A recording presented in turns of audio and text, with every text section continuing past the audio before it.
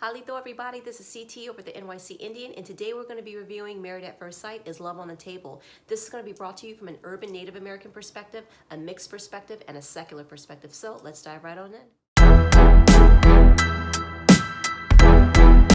So we start off the episode with Steve and Noi, and she has sent him on this very romantic little scavenger hunt. I thought that was creative. I thought it was well thought out. I thought it was just really cute. And I mean, that's Noi. I mean, Noi is a little bit inflexible. We have to definitely say that about her, but she is very sweet, right? And he received that so well, and that was right up his alley. He's an adventurer. He likes stuff like that. So that went down pretty nicely. They later on started talking about their different past relationships and who they had been in love with versus who they had not been in love with when they had been dating previous partners.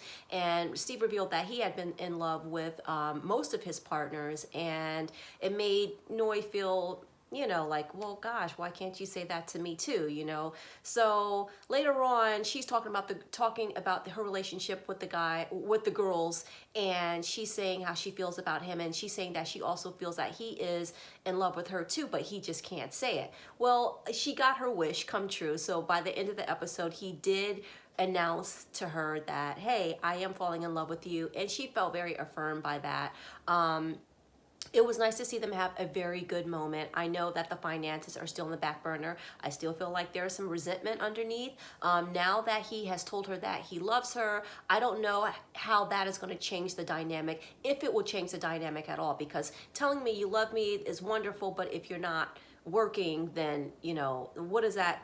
I mean, that doesn't, you know, add up to a hill of beans when we got to pay the rent and stuff like that, and we're trying to plan to have children and things like that, because he's very like set in his way about, you know, listen, I want to be a creative person and stuff like that. And I noticed on his social media and things like that, he has, you know, he's got this one picture where he's got his sunglasses on and he's just like chilling in the chair, and he's like, you know, I'm a hot tub connoisseur, like among other things, like, you know, all these lists, he lists the different things he does with his business and hobbies and stuff like that. Hot tub connoisseur. You guys got to check that out on his website. That is too much. But anyway, yeah, they had a good website. They had a good episode this episode. So we'll see what happens next week. So now we have Mark and Lindsay, and they're having their first meal together after she completely tore him a new one. Oh my God, listen, he's better than I am. There's no way I could even sit down and have a conversation with someone if they spoke to me that way or spoke about me that way in such a vile manner and in such a public setting. There's no way. But anyway, all you hear is the cacophony of the silverware just clanking up against the plates, and it was just so awkward. Clank, clank, clank, and they're just sitting there chewing and clanking, clank. It was just crazy. So finally he confronts her about what happened, and you know, I'm not going to go into a back and forth about what they're arguing about, because it's the same thing every week. He thinks she's too much. She's saying, you know, he's not giving her his full self, and now she's adding on that on camera he's giving us a different person than what he is off camera. And anyway, they have another meal. He cooks for her. Now, this was kind of funny, though. I have to admit this, because the food was like a little bit chewy, I guess. But, you know, he was trying. And listen, Mark does have a little bit of a stick-to-itiveness to him. So, I mean, he seems like he's still continuing to go forth with this relationship. I don't know if he's just trying to like, okay, I'm just going to finish this process up until decision day, or if he is really gonna say, okay, we're gonna work through this, you know, because it's like, it's too hard to change a person's communication style when it's that opposite from you, right? And I think, you know, Mark's got some of his own stuff as well. Like she said on the after party that he said that he speaks Italian fluently, and I'm like, he does? I didn't know anything about that. And then she said when she asked him about it, because it was on his website or something, or his LinkedIn or resume, something. It was on some kind of site, and where he had listed that. And when she asked him about it, he said, well, he actually doesn't speak Italian.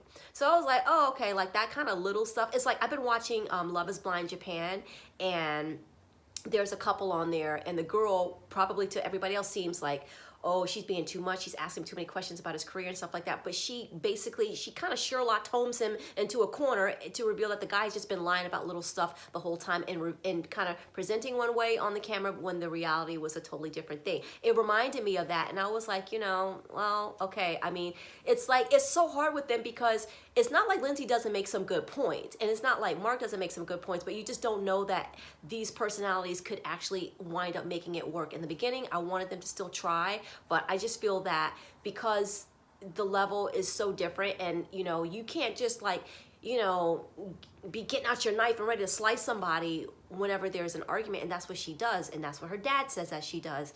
That's her downfall. It's something she really, really needs to work on if she ever plans to be in a successful long-term relationship. She seems like she's really in it though. Like she's not ready to walk away. She is really believing in this whole concept of staying together no matter what.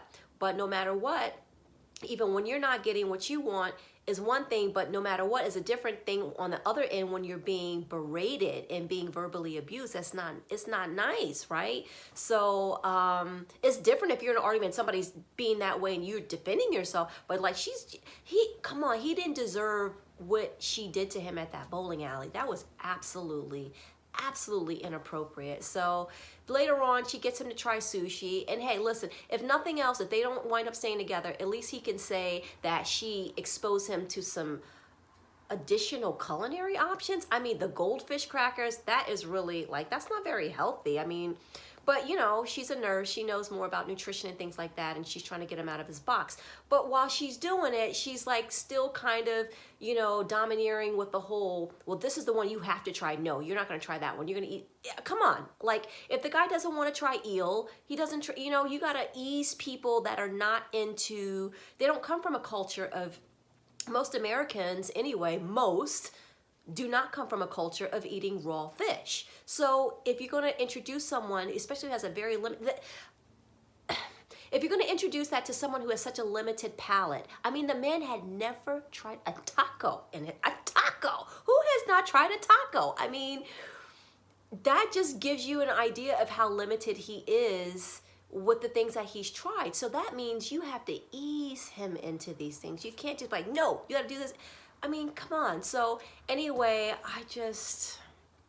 it's a merry-go-round. It's back and forth. He just wants her to change, and I don't know if she can, So, I mean, he's got some changing to do too, but I don't know. That's just too much. So when it comes to Katina and Olajuwon discussing their love languages, they start to talk about, where they're at, and she's saying that she feels that there's a potential, and he's, to fall in love. And he's saying that it's not on the table because he doesn't know where she's at as a wife. See, we have to, yes, these shows are entertainment and they're highly scripted and things like that. But there are moments of truth that seep in, certain things about personalities that we can learn. And this is a learning moment, okay? This is a PSA for young women looking to get married and looking at these particular things. These are the type of things that a person who has the potential to be verbally abusive, emotionally abusive towards you, these are the type of things that they say. When they want you to go through an obstacle course, and they want you to prove your love, there's no way in hell that anyone should have to prove themselves in that particular manner. Okay, to him, he just wants hot meals and a clean, freshly mopped floor, right? And he has not taken the time to delve deeper into what she is and who she likes. What's her background? What is her, let's talk. I don't even know enough about Katina. I mean, she has revealed to us that, or she reveals to him during that conversation, because he's basically complaining that she doesn't cry enough. So I guess that's why he chooses to berate her on wild animals, okay? Or tamed animals, I should say. When she's on a horse, that's time for him to berate her because he wants to get some tears out of her. This man screams emotionally abusive. Listen, I am this close to writing a letter to Married at First Sight, just to say, what an awful, awful group of people you all are to put someone like him with her when she's already described her past. So she basically comes back and says to him, well, yeah, you don't see me crying because I've been through much worse than this. It's like, oh my God. Therefore, I'm just going to hold it in. So hold it in for what? What you need to do is stand up and go off on that MFer. You need to go off on his ass. You need to, oh man, like, you don't cry enough. I mean, this is just like a therapy session just waiting to happen. Like, she needs some therapy too, because apparently, I think that maybe, I don't know. I don't know, because she's not talking. So it's hard to, all we can do is draw our own conclusions from her lack of speaking up for herself. Is she afraid of him? Is that what this is? Is she just scared that if she says something, she knows he's going to be all hype and all over the place, and so she just wants to just kind of keep him calm, and it's okay, just give him a little Snicker bar and a blanket and he'll be okay. Like, what is it? Like, or is she just like planning on like, okay, I'm gonna let you sit here and talk all this shite right now, because as soon as we get to decision day, I'm out of here. What is it? What is it? Katina, we need you to talk. We need you to talk. I mean, maybe she's just a quiet person and she's not, but listen, if you're going to be on a show like this and we're going through all these emotions, we're going through them with you, girl. Like, I want to fight for you. You know what I'm saying? Like, we're so frustrated. Anyway, so that's Katina and Elijah. So now we're back with Mike and Jasmina, and he presents her with a gift, but actually winds up being a gift for the dog. But, I think she still gave him like half a point for effort, but she really, low-key, she wanted something for herself, right?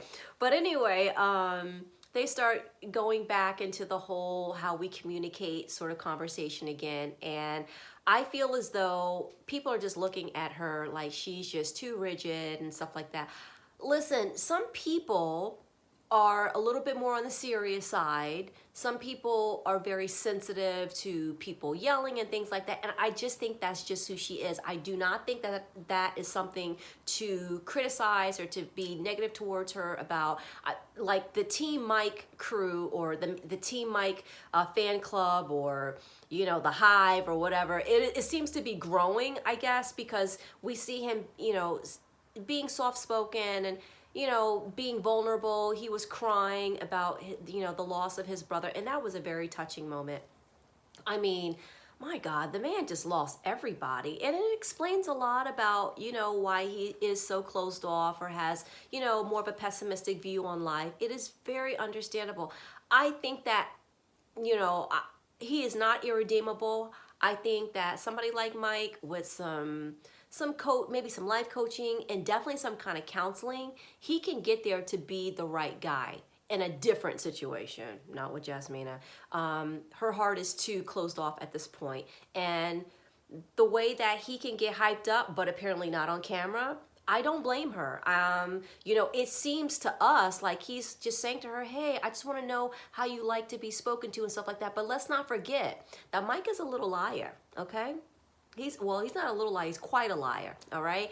And I've just, all that kind of like, he has a little bit of a little boy kind of innocent look to his face or whatever. So I think that kind of can psych us out and make us forget that Mike definitely has some issues with cursing and yelling at her. Once you do that to me, that's it, I'm done. So I don't blame Jasmina. I think we just have to basically ride this out until decision day. I don't think they're going to stay together. I think he messed that up. And I do not think she's being too rigid. I think she just is setting her standard. See, I think so many times we will allow things to happen that we know are not good for us. But Jasmina, unlike some other folks on the cast, are saying, hey, listen, this is my limit. This is what I will not accept. She is an educated, poised, polite, caring, respectful person. Why shouldn't she get that back in return? If she cannot, then maybe it's just too much of a personality difference. Not to say Mike is a bad guy, but Mike still has a lot of stuff to work on. So, I mean, I don't care if people think that she's, she never thinks she's wrong or something like that. I think she can, hey, listen, it's not to say none of us have flaws, okay? But she's got to be really, really wrong, I think. And she hasn't been for me to say, okay, yeah, I see where you're coming from. No, the way that he was talking to her was completely I mean, it basically, I feel like it killed their relationship. I feel like it's something that they just can't come back from, or at least she can't. He seems like he still wants to work on that, but that's because he's full of shite, right?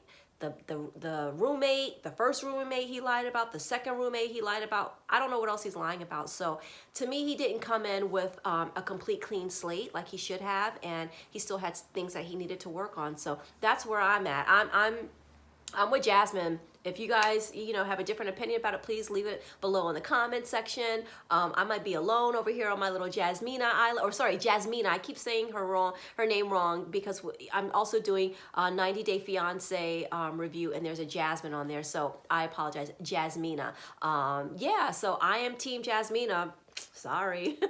This review started off as a review, but now this review is starting to segue into a tangent, okay? Because now it's time for Katina and Olajuwon. And I was completely just beside myself with the things that he was saying to her, the way he was treating her. And we are not seeing enough from Katina of her speaking out for herself. Now, on the after party, Jasmina says, no, actually, you don't see her speaking up for herself, but she's perfectly aware of what's going on and stuff like that. But we need to see it. We're not seeing it. He's complaining, his complaint is basically she's not being enough of a wife. So that means basically a housekeeper, okay? Now, a housekeeper that cooks, by the way. Now, both of them, from what I understand, correct me if I'm wrong, have full-time jobs, all right? So where the hell is your goddamn integrity about yourself as a man? Where the hell are you with the broom and the mop and picking up? Well, you don't think she deserves a nice hot home cooked meal when she comes home? You don't think she's tired? Who the hell are you? Okay, I'm so sick of this. I'm sick of every week people making excuses for him and saying, oh, where the hell were you guys, okay, when he was sitting there talking to her like that? Would you want your sister or your daughter to be spoken to in that way? Okay, he is basically denigrating. He has nothing to say about her personality. He is all about, oh yeah, she's just like me. She likes the clubs and she likes the clubs, but now I think she likes the clubs too much. She doesn't know how to clean up. The woman has never lived with a man before, okay? She's lived with her family.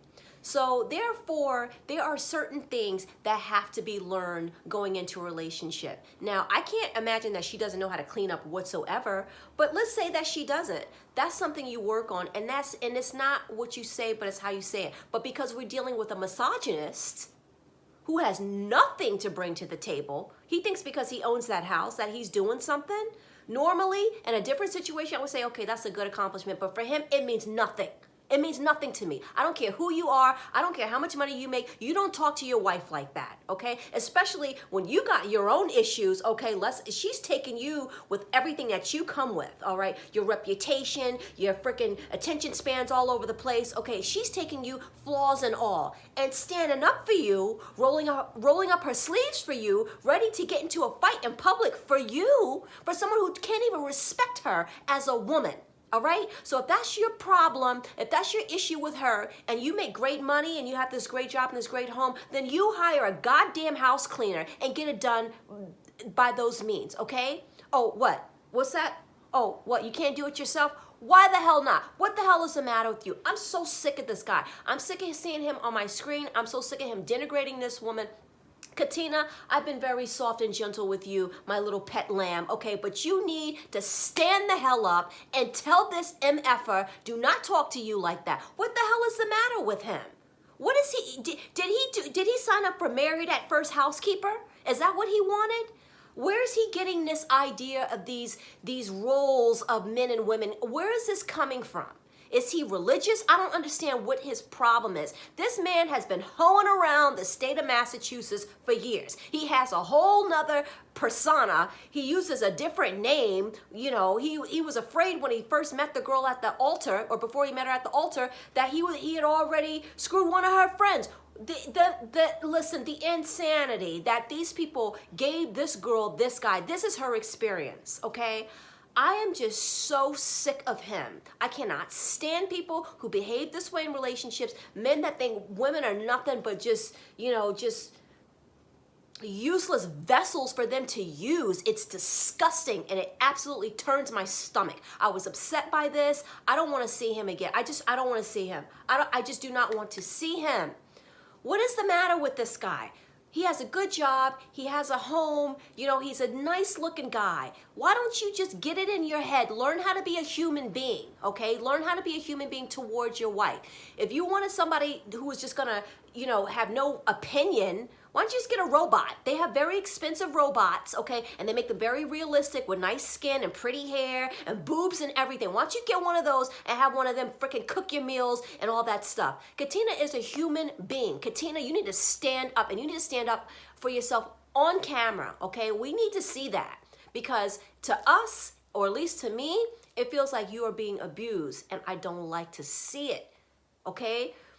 It's okay to lean in and be that softer, feminine person. If that's who you are naturally, there's nothing wrong with that. With the right person, not with an abusive asshole like this MFer, okay? I'm about to get my channel flagged because I don't know how much longer I can hold back on really going in with these curse words. I can only, anyway, all right, let me go back to my Irish curse words like shite and arse and things like that. All right, I had to get that off my chest. Oh my God, like what is the matter with this guy? I am just, you know, Katina, I know you, listen, your picker, you don't have a good picker. Sometimes we're not good at picking the, you know, a good partner, okay? That's why you came onto the show, because you trusted them, which I don't know why you did, because I'm sure you watched the previous seasons, you know, Chris and Paige, Zach and Michaela. I'm sure you watched this, like, you see how they do you. They do you dirty in production. They'll hook you up with Quasimodo if they could. Like,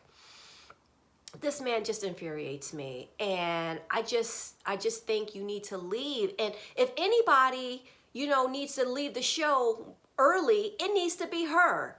Okay? Not that I want to see Chris and Alyssa run around a beach avoiding each other, or him chasing her and she avoiding him for another episode. But Katina, girl, just leave this guy. My God, girl, you're pretty, you're smart, you know, you can have any man you want. Oh my God, it just frustrates me when I see women who like literally had the pick of the litter be with the litter, okay? And he is the litter. That's it. I'm done with his ass. All right, we'll talk about them next week. Okay, guys, listen, I know this was a little bit of a a different kind of review than I usually do. I didn't go into too much detail because this was just on my mind. I can't say I couldn't sleep, but I just remember, like, as I was trying to fall asleep, thinking to myself, like, what am I gonna say? What am I gonna say? What am I gonna say? Because this guy is just absolute garbage. So anyway, listen, you guys take care of yourselves. You probably need a drink after watching this video. Well, all right. Remember, guys, I'm also doing 90 Day Fiancé. And hey, listen, we've tried to do it classy around here, but hey, the ratchetry is returning. So I will be officially doing Love After Lockup once that starts up. I believe that's this week. So be looking out for that. I also do 90 Day Fiancé. If you guys enjoyed the content, please don't forget to give it a thumbs up. Become a new subscriber. I have content. I give like at least 2 videos a week, and I try to upload my videos the day after the show has been aired. So share it with someone else if you like it, and that's it. So we'll see you next week. Take care, and chipis alacho.